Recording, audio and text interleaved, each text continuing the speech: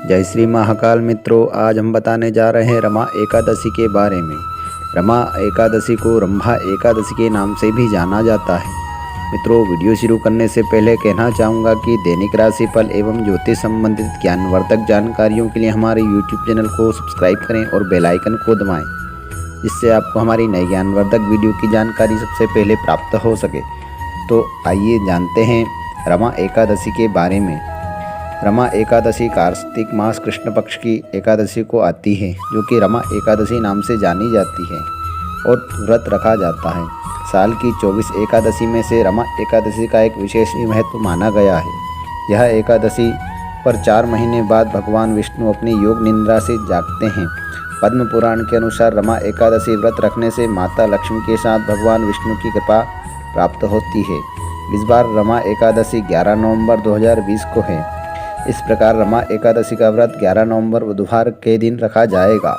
रमा एकादशी को क्यों कहते हैं रमा एकादशी, तो जानते हैं। रमा एकादशी के दिन दीपावली पर माँ लक्ष्मी का पूजन किया जाता है।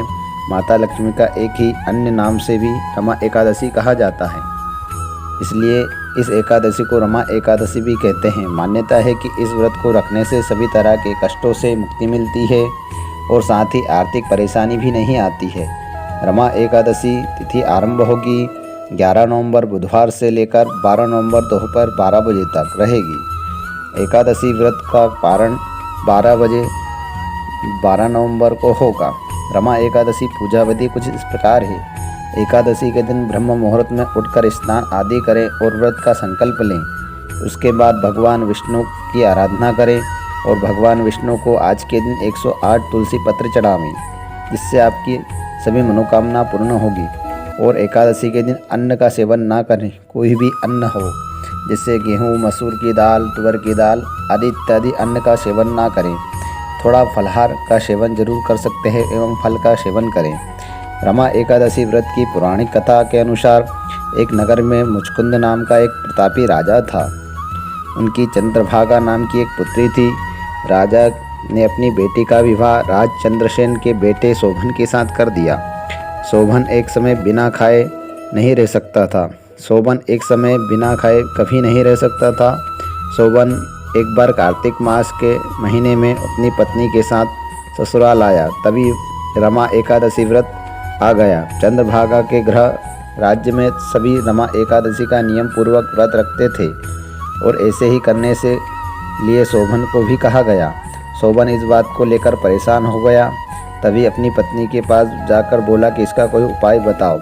तो रमा शोभन की पत्नी ने बताया कि आपको इस राज्य से बाहर जाना होगा, तभी इसका उपाय मिलेगा आपको, क्योंकि इस राज्य में तो सभी पशु पक्षी एवं जानवर भी रमा एकादशी का व्रत का नियम पालन करते हैं। आखिरकार शोभन को रमा एकादशी का उपासना करना पड़ा, लेकिन पारण करने से पहले उसकी मृत्यु हो गई। चंद्रभागा ने अपने पति के साथ खुद को सती नहीं किया और पिता के यहाँ रहने लगी। उधर एकादशी व्रत के पुण्य से शोभन को अगले जन्म में मंदराचल पर्वत पर आलीशान राज्य प्राप्त हुआ। एक बार मुचकुंदपुर के ब्राह्मण तीर्थ यात्रा पर गए और शोभन के यहाँ नगर में पहुँचे। सिंहासन पर विराजमान शोभन को देखते ही पहचान लिया और ब्राह्मणों को देखकर शोभन अपने सिंहासन से उठ खड़ा हो गया और पूछा, यह सब कैसे हुआ? तीर्थ यात्रा से लौटकर ब्राह्मणों ने चंद्रभागा को यह बताया कि चंद्रभागा, आपके पति जीवित हैं। चंद्रभागा बहुत ही खुशी हुई और पति के पास जाने के लिए व्याकुल हो उठी और अपने पति को मिलने पहुंची। एकादशी व्रत के पुण्य के फल के प्राप्त से होने से शोभन अपनी पत्नी को प्राप्त कर सका और इसी राज्य से सिंहासन व राज्य को चिरकाल के लिए स्थिर कर दिया गया। तभी से मान्यता है कि जो व्यक्ति इस व्रत को रखता है वह ब्रह्म हत्या जैसे पापों से मुक्ति पाता है और सभी मनोकामनाओं को पूर्ण करता है। इसी प्रकार से यह रमा एकादशी की व्रत कथा है। जय श्री महाकाल मित्रों।